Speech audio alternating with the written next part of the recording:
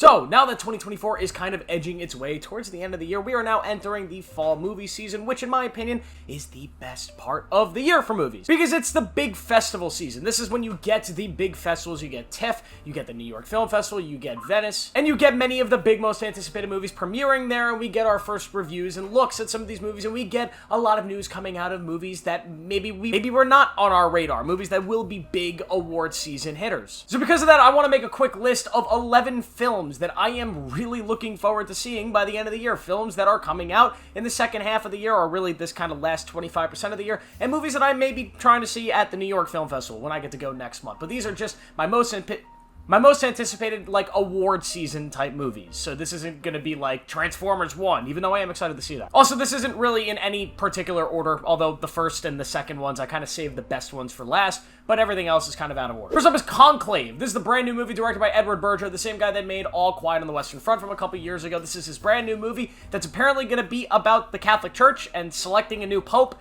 kind of like Game of Thrones within the church. I've heard incredible things out of this one. I believe it premiered at Cannes. Ralph Fiennes is the lead in this film, and the trailer that they've put out for it looks incredible. This is one of the movies that I'm really, really looking forward to. I think it might be one of the biggest surprises of the year, even though Edward Berger's a director that is always going to be on my radar. I really love All Quiet on the Western Front, more than I think most people. Next is Sing Sing. This has continuously been one of my most anticipated movies of the year, and I do think this did have its theatrical release, although my theater and every theater around where I live never showed it.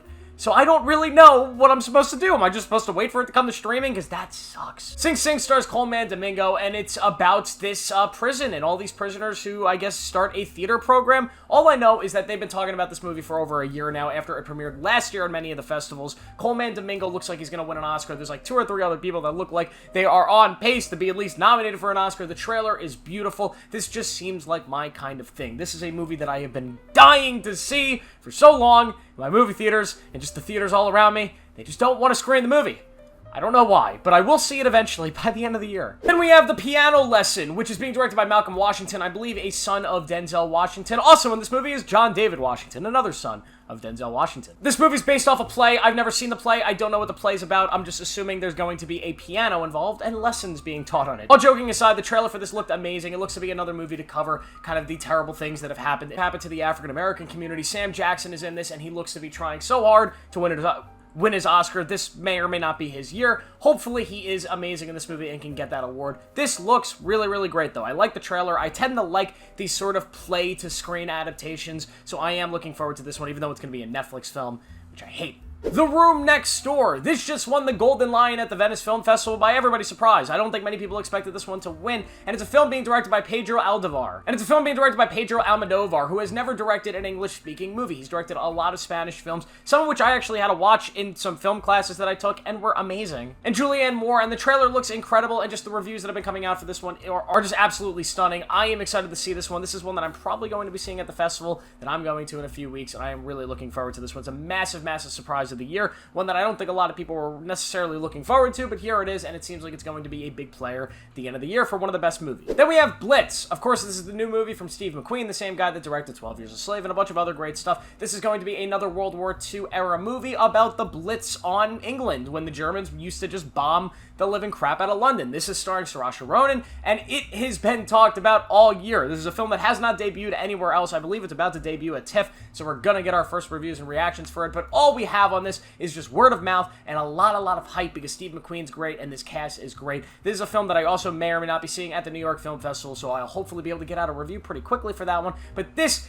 may be the biggest Oscar baiting movie ever, or maybe it'll be exactly what it's being offered as. An amazing movie that's going to contend for awards. A Real Pain. This is the brand new movie directed by Jesse Eisenberg, who's also starring in it, and he is co-starring with Kieran Culkin, and they play these two brothers who go, I believe, to Poland to honor their grandmother who was a victim of the Holocaust, and this just, I mean, the premise alone is amazing, and the idea of putting Jesse Eisenberg and Kieran Culkin in a movie together is amazing. I've been looking for some more Kieran Culkin after Succession ended, and this, I think, is going to scratch that itch. I love the trailer for this film. I like Jesse Eisenberg's direction style and the few things I've seen him actually direct, and I am just super, super excited to get my eyes on this one. This is another one that I will be seeing in a few weeks at the film festival. We have Oh Canada. This is another one that kind of got some weird mixed reviews at the film festivals that it did premiere at, but this is a Paul Schrader film. Paul Schrader, of course, the guy that wrote Taxi Driver, but more importantly, he's directed some recent movies like The Card Counter and one film that I loved, First Reformed, a film that I just absolutely am just in love with. Oh Canada is starring Jacob Elordi, and it's got a very, very interesting premise. I've heard some good things about it, some not so good things about it,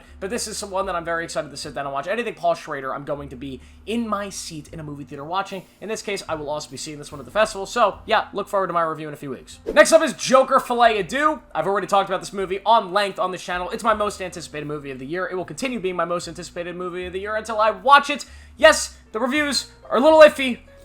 They're scaring me a tiny bit, but I guess the reviews for the first one were very kind of back and forth as well. There are some reviews from people that I trust that say the movie is amazing and epic and awesome. I cannot wait to see it. We're only like less than a month away from being able to actually watch it. I cannot wait. Joker is one of my favorite movies of 2019. I love the character. I love the world. I love Todd Phillips, the director. I love Joaquin Phoenix. I love Lady Gaga. How am I not going to love this movie? I feel like it will be impossible for me to not enjoy Joker 2.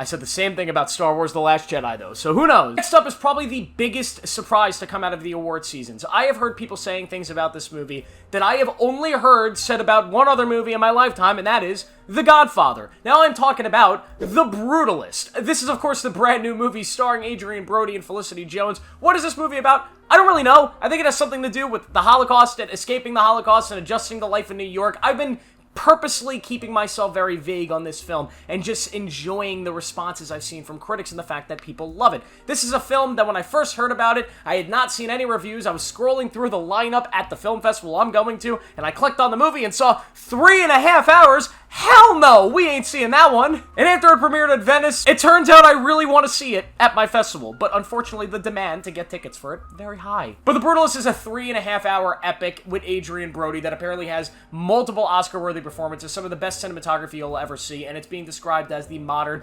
epic masterpiece that we have just not really gotten in today's day and age. But it is an extremely long movie that apparently has an intermission, which I've never experienced an intermission in a movie theater before, but I might if I get to see it at the festival, but I wonder if they'll have that in regular movie theaters as well.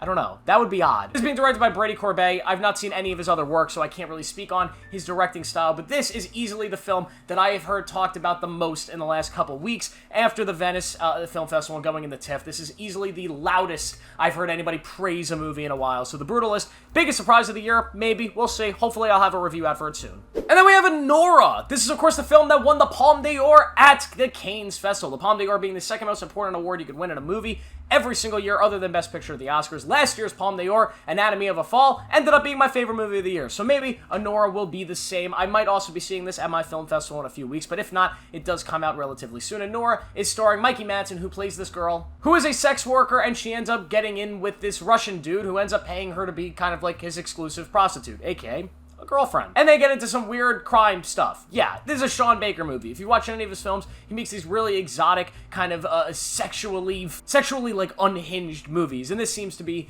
just about what you would expect from him, except it's apparently his best work. I can't wait to see this. It looks fantastic. And yeah. And my number one, easily the film I think I'm most excited to see for a multitude of reasons, but easily it's going to be Queer. This is a brand new film from Luca Guadagnino, and I know what you're thinking. Didn't he just release a film? Yes, he did. Like a few months back, he released Challengers, which is one of the best movies of the year. A couple years ago, he released Bones and All, which is one of the best movies of that year. This guy makes movies very, very fast, and Queer is his latest work, starring Daniel Craig, who sparks up a relationship with another dude, and that's all I really know about it. I know Daniel Craig is apparently incredible in it. I know this film is just not pulling its punches with its kind of subject matter, and I know I love Luca's movies. His movies, his direction style, his pacing, his ability to tell these kind of really risky stories, but in a way that's both digestible and just so engaging is amazing. He brings out some of the best work you're going to get from these actors, so I can't wait to see what he pulls from Daniel Craig. Hopefully an Oscar-worthy performance, but this is one of, if not my most anticipated movie outside of Joker Filet Adieu for the rest of the year. I will hopefully be seeing it in a few weeks at the festival, so I will have a review